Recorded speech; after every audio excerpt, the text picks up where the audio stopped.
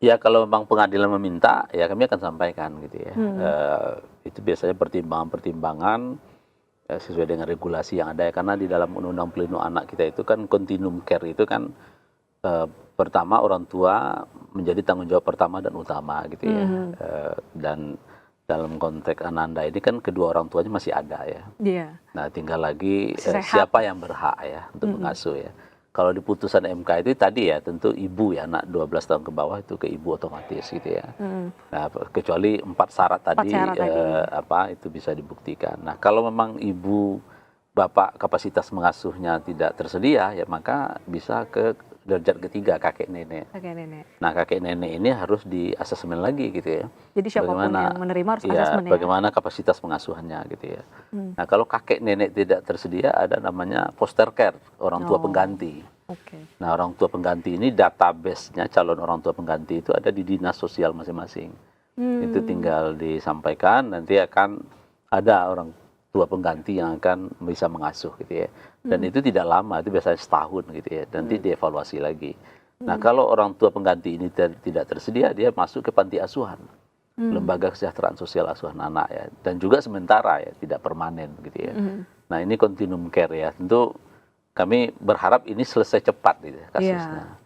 Karena kebutuhan anak itu lebih penting daripada situasi perdebatan ini gitu ya. Betul. Nah kami terus mendorong gitu ya agar komitmen kedua orang tua untuk kembali melihat buah hati mereka secara jernih gitu ya. Kemudian kedua kami juga dorong agar keluarga besar ikut menguatkan bagaimana pengasuhan terbaik bagi anak ini gitu ya.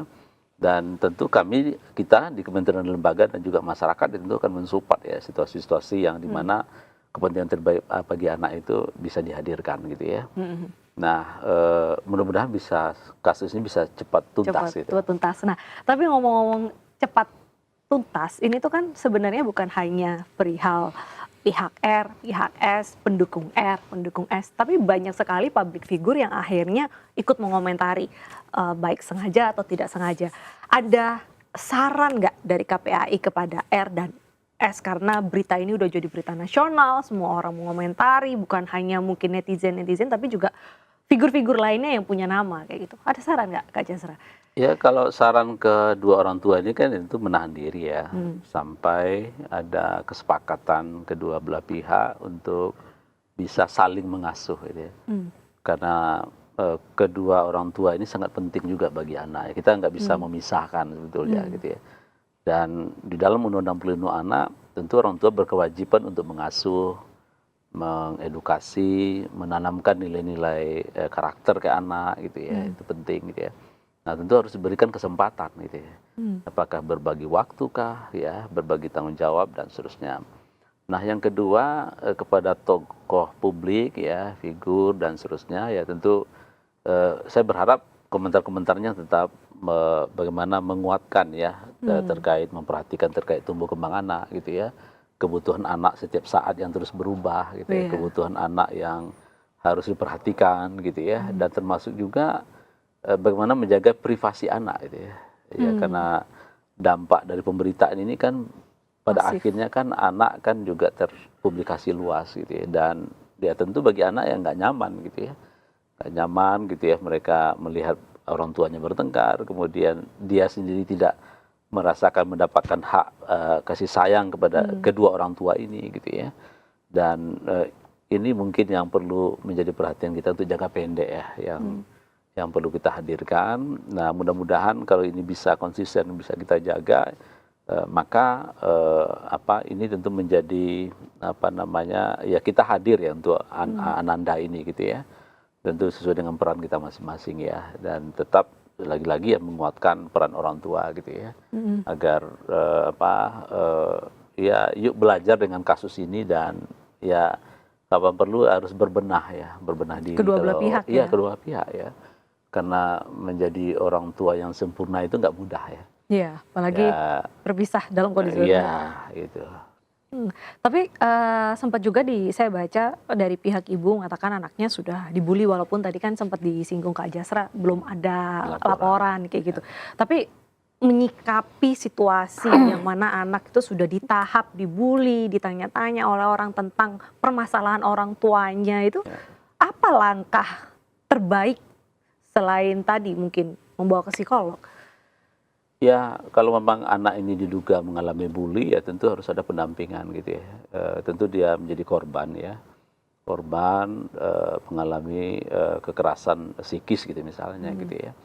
Karena anak yang tidak terdampingi atau mengalami bully yang pada akhirnya memuncak gitu ya, dia bisa menjadi pelaku pada akhirnya anak ini gitu ya.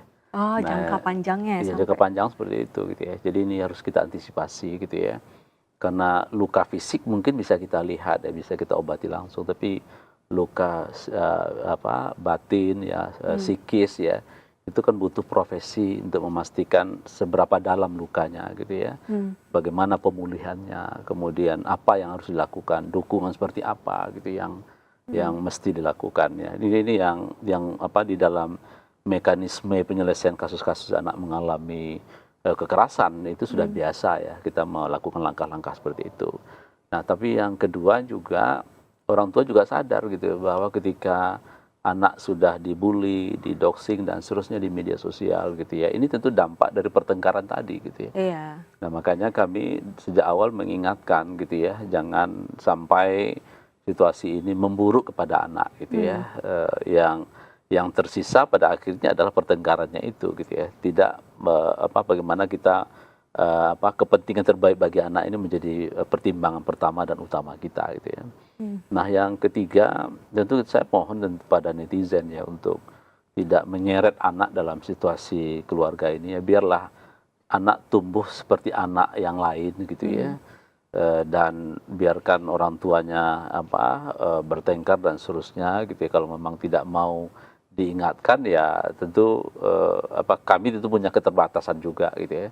Tapi bagaimanapun juga kita punya kepentingan terkait tumbuh kembang anak-anak. Gitu.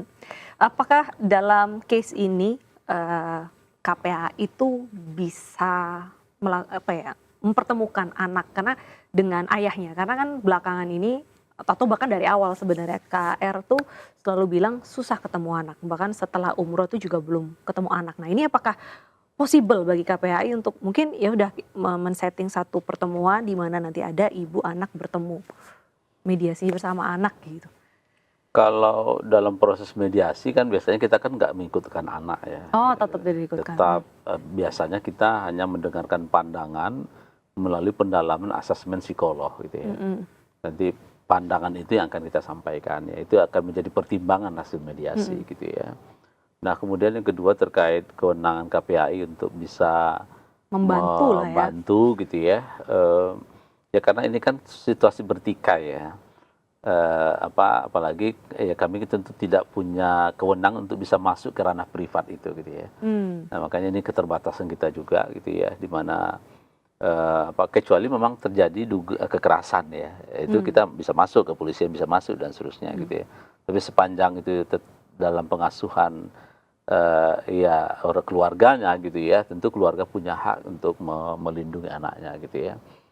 Nah, maka jalan yang kita tawarkan dan sesuai dengan tusi kita, ya tentu mediasi ini jalan langkah pendek yang ya rata-rata cukup efektif ya untuk menyelesaikan persoalan-persoalan yang menjadi perdebatan di antar mereka gitu.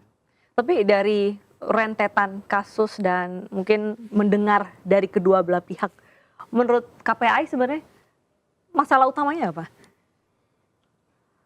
Iya, kalau kita lihat kan ini kan satu ya soal komunikasi. Komunikasi ya. Ya, komunikasi. Kemudian kedua komitmen para pihak untuk mau diselesaikan gitu ya. Oke. Ya, karena di mediasi secanggih apapun mediatornya, kalau para pihaknya nggak memiliki komitmen yang kuat untuk menghadiri gitu ya, kemudian putusan-putusan yang disepakati misalnya tidak dijalankan gitu misalnya, ya pada akhirnya ya kepentingan terbaik bagi anaknya nggak muncul. Jadi gitu ya. hilang kayak Jadi gitu. hilang ya. Di samping lain ya karena ini dampak pemberitaan luas ya pada akhirnya ya publik ya, netizen dan seterusnya ya ada juga pengaruh ya pandangan-pandangan itu gitu ya. Tapi bagi kami ya tentu mengapresiasi ya pada publik ya netizen yang tetap melihat kepentingan terbaik bagi anak. Tapi tentu kami mohon kepada netizen dan publik ya agar tidak membuli anak ya, tidak menyeret anak dalam kasus ini gitu ya. Tentu tidak ada istilahnya dosa warisan gitu ya. Iya. Biarkanlah itu menjadi urusannya orang tua ini gitu ya. Karena sejatinya selalu memberikan komentar ini terbaik untuk anak, pengennya untuk anak, tapi itu juga harus tercermin ya dalam tindakan dengan tadi menahan diri untuk tidak saling mengumbar aib. Thank you Kak Jasra sudah mampir dan sharing. Tadi juga KPHI sudah titip pesan kepada kedua belah pihak, kepada kita semua orang dewasa untuk ya menahan diri dan tidak ikut memanas-manasi konflik ini supaya tidak berkepanjangan. Thank you juga buat Okezoners. Jangan lupa like dan subscribe video ini. Kita jumpa di episode selanjutnya. Bye.